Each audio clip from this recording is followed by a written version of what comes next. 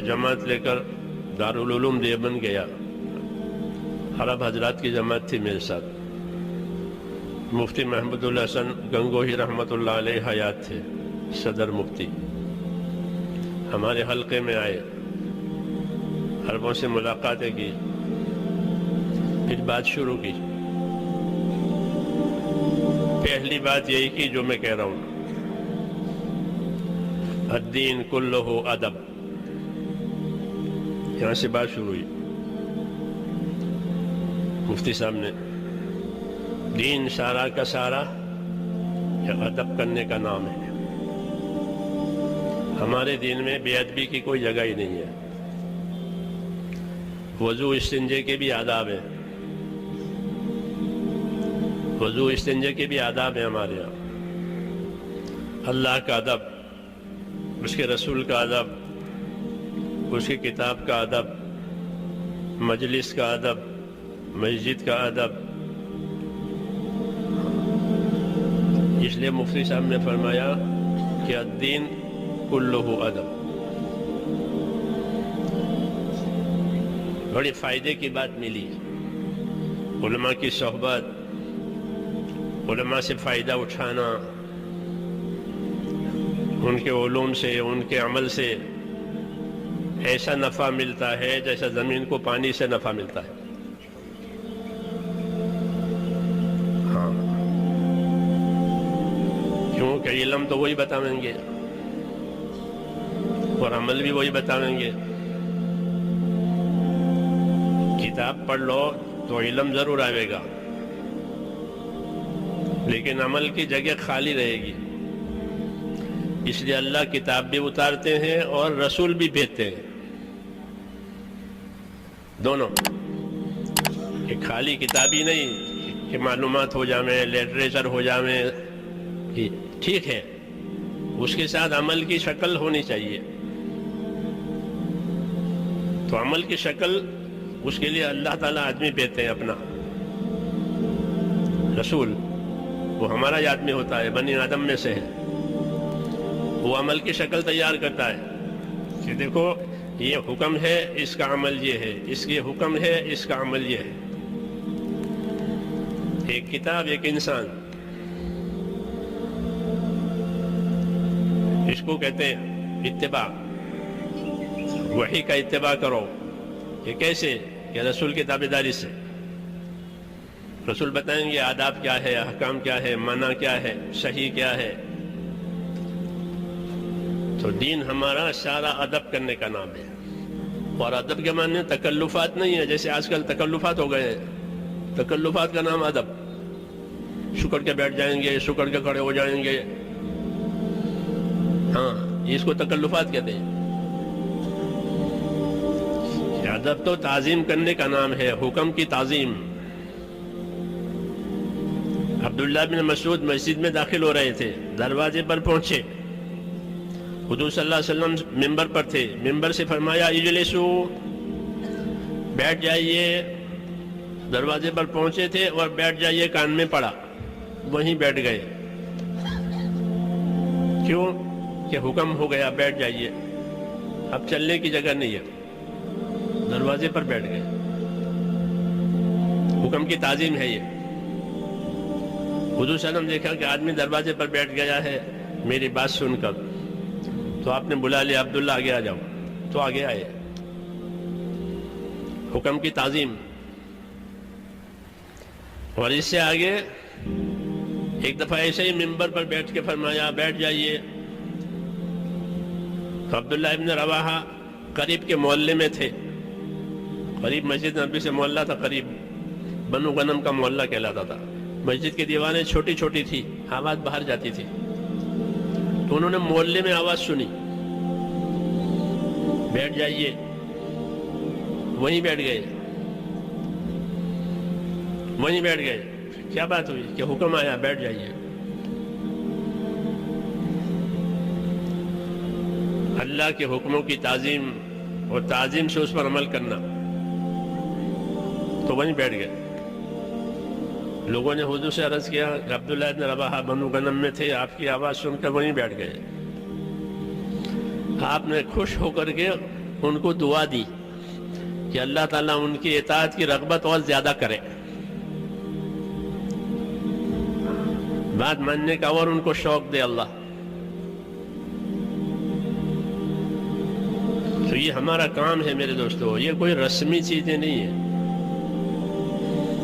آداب ہے، احکام ہے، ذمہ داریاں ہیں، اور یہ ساری کی چیزیں ذمہ داری سے اور امانت داری سے پوری کی جائے گی، تب یہ دین بنے گا۔ اخلاص بھی شرط ہے، اخلاص کے ساتھ کام کریں، ایک اللہ کو راضی کرنے کے لیے، اور کوئی غرض نہیں ہے، کوئی پوچھے تو کوئی نہ پوچھے تو کام کرنا ہے۔ کہ ہم کو نہیں پوچھا، کہ کوئی بات نہیں پوچھا تو ہم کام کریں گے۔ صحابہ یہ کہتے تھے کہ ہم نے اللہ کے رسول صلی اللہ علیہ وسلم کے ہاتھ میں ہاتھ دے کر قول قرار کیا ہے، بیعت کی ہے کہ ہم بات سنیں گے اور مانیں گے، جو حکم آئے گا اسے سنیں گے اور مانیں گے۔ کس حال میں؟ کہ ہر حال میں۔ اللہ غریب بنائیں گے تو بھی بات مانیں گے، اللہ مالدار بنائیں گے تو بھی بات مانیں گے، ہمارا جی چاہے گا اور کام بھی ملا تو بھی کام کریں گے اور بات مانیں گے، جی نہیں چاہتا تھا اور کام ذمے میں آیا کہ تو بھی کام کریں گے، بات مانیں گے۔ 4 5ویں بات، وَعَلَىٰ أَثَرَةٍ عَلَيْنَا بَايَعْنَا رسول اللہ صلی اللہ علیہ وسلم علی السمع والطاعة فی العسر واليسر والمنشة والمکرہ وعلی اثرۃ علینا۔ یہ 5ویں بات کہ کوئی ہم کو آگے کرے تو بھی ہم بات مانیں گے، کوئی ہمیں پیچھے کر دے تو بھی بات مانیں گے، کوئی ہمیں پوچھے تو بھی بات مانیں گے، کوئی ہمیں نہ پوچھے تو بھی بات مانیں گے۔ یہ مخلصین کی اطاعت کہلاتی ہے۔ کس کی؟ مخلصین، اخلاص والوں کی اطاعت، اخلاص والوں کی تابعداری، کہ ہم کو کوئی نہیں پوچھتا کہ کوئی بات نہیں، ہم تو اللہ کے لیے کرتے ہیں، اللہ دیکھ رہا ہے۔ تو پوچھ موچھ یا نہیں ہے۔ ہاں، باقی تمام کاموں میں پوچھ بھی ہے، موچھ بھی ہے۔ جی ہاں، اس کو خوب یاد رکھیں کہ پوچھ نہیں ہے پیچھے اور موچھ بھی نہیں۔ جی ہاں، یہ سب کو سننے کے بعد یہ کام تو صرف اللہ کو راضی کرنے کے لیے کرنا ہے۔ کہ حضور نے فرمایا کہ وہی قبول ہوگا جو خالص اللہ کے لیے کیا گیا ہوگا۔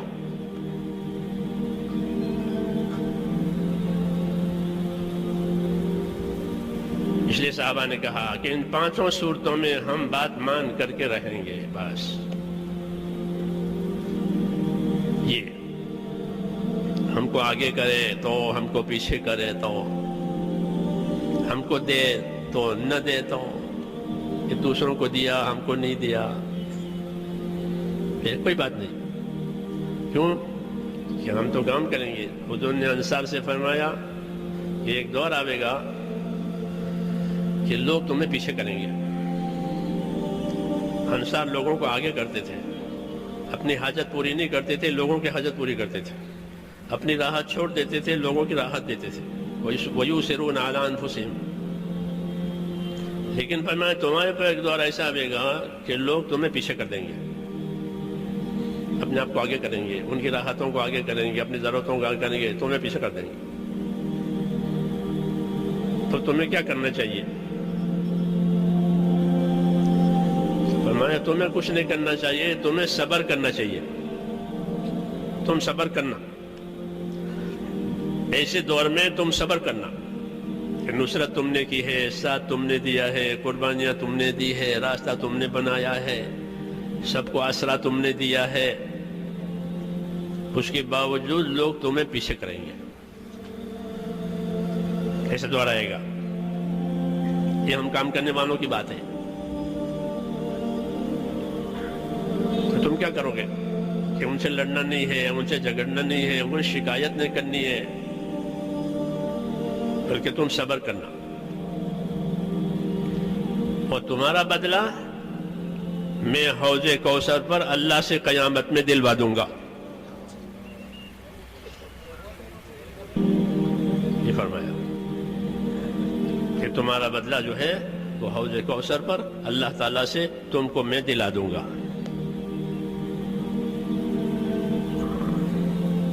یہ ہدایتیں ہیں، بہت وزنی ہدایت ہے یہ، ہر کام کرنے والے کے لیے، ہر پرانے کے لیے، کہ وہ اپنے کام کا کوئی بدلہ نہ مانگے، کوئی اعزاز نہ مانگے، کوئی مقام نہ مانگے. جو کچھ مانگے وہ کس سے مانگے؟ اللہ سے مانگے. یہ اس کے خلوص کی دلیل ہے، یہ اس کے اخلاص کی دلیل ہے، یہ اس کے آخرت کے طلبگار ہونے کی دلیل ہے. یہ آخرت چاہ رہے تھے. یہ بہت وزنی ہدایتیں ہیں حضور صلی اللہ علیہ وسلم کی ہمارے لیے. اس لیے ان ہدایتوں کا اپنے آپ کو پابند کرنا ہے. پھر اتنی خیر ہوگی، اتنی خیر ہوگی کہ دشمنوں کے دلوں میں سے دشمنی نکل جائے گی، اور ہدایت کا نور ان کے دلوں میں آ جائے گا. یہ ہوگا.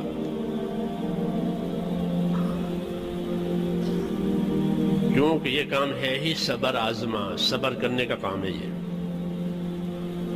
یہ شوق پورا کرنے کا کام نہیں ہے. دین کے کام شوق پورا کرنے کے لیے نہیں ہوتے. شوق سے کام نہیں کیا جائے گا، فکر سے کام کیا جائے گا. جیسے قرض دار کو قرض کی فکر ہوتی ہے، میرا قرضہ ہے، مجھے دینا ہے، تاریخ آ گئی ہے، وہ فکر مند ہو جاتا ہے. اس کو نیند نہیں آتی، اس کو نیند نہیں آتی. فکر ہے، بوجھ ہے. ایسے ہی دین کے کام کہ اس کا سہم، اس کا بوجھ ہونا چاہیے. یہ شوق پورا کرنے کا کام یا نمائش کا کام نہیں ہے. اسے نمائش کے طور پر نہیں کرنا ہے، اپنے آپ کو نمایاں بنانے کے لیے بھی نہیں کرنا ہے. اگر نمایاں بنو گے تو پھر اللہ کے ہاں کوئی قیمت نہیں ہے. وَمَنْ أُشِيرَ إِلَيْهِ بِالْأَصَابِعِ فَلَا تَعُدُّهُ شَيْئًا، کہ جس کی طرف انگلیوں سے اشارہ کیا یہ فلاں صاحب ہے، فلاں صاحب ہے، کہ اسے کچھ مت سمجھو، اسے کچھ مت سمجھو. شہرت پائیے، شہرت کا کام نہیں ہے، صلاحیت کا کام ہے. اپنی قابلیت کو دین پر لگانا ہے تاکہ اللہ مقبول بناوے. قابل بہت ہیں، مقبول تھوڑے ہیں. قابل بہت لوگ ہیں دنیا میں، لیکن مقبول شاذ، مقبول تھوڑے. تو ہمیں تو مقبول بننا ہے. اس لیے دین کے کام کے شوق سے نہیں کیے جائیں گے کہ بیان کرنے کا شوق ہے، کہ شوق کا بیان نہیں ہوتا. امت کی خیر خواہی کا بیان ہوتا ہے، امت کو دین سمجھانا ہے، شوق نہیں پورا کرنا ہے. امانت ہے کہ امت کو دین سمجھاؤ، امت کو دین سکھاؤ. وہ لائنیں دوسری ہیں جس میں شوق پورے کیے جاتے ہیں، جس میں اپنے آپ کو نمایاں کیا جاتا ہے. وہ لائنیں دوسری ہے، وہ دنیا میں ہے. ہمارے ہاں تو دین کے کاموں میں کہ اخفاء بہتر ہے اظہار سے. چپ کے صدقہ کرے، چپ کے صدقہ کرے، سیدھے ہاتھ سے صدقہ کرے اور دوسرے ہاتھ کو خبر نہ پڑے. یہ صدقہ ظاہری صدقے سے افضل ہے. ان تبدوا الصدقات فنعما ہی،